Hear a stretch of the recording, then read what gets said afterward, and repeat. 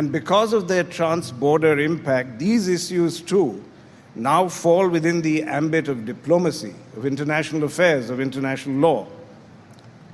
And what would my father have made of the impact of technology?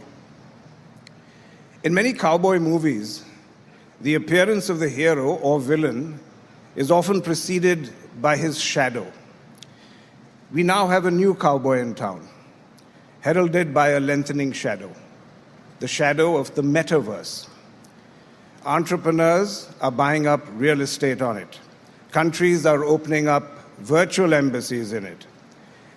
And through the metaverse, we can live not just a virtual second life, but also a parallel life where the virtual intersects with reality and the boundaries between the two grow more and more blurred.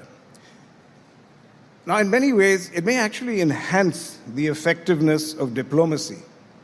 Virtual face-to-face negotiations may become as effective as in-person ones. Global summits and indeed side conversations where you can interact virtually, where you can smell the coffee almost, can lead to both quicker responses and actually make a dent in climate change. On the other hand, the metaverse is likely to turn out to be the new Wild West. What laws will govern it? Who will have jurisdiction and over what?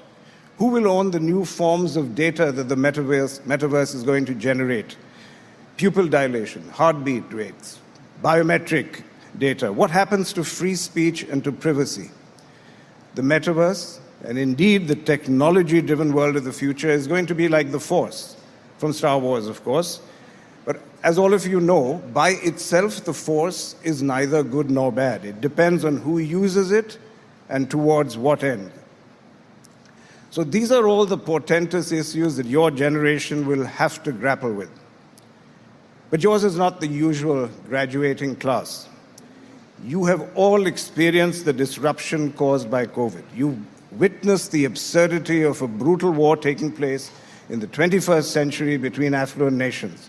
You're seeing a world where few leaders are true or permanent role models.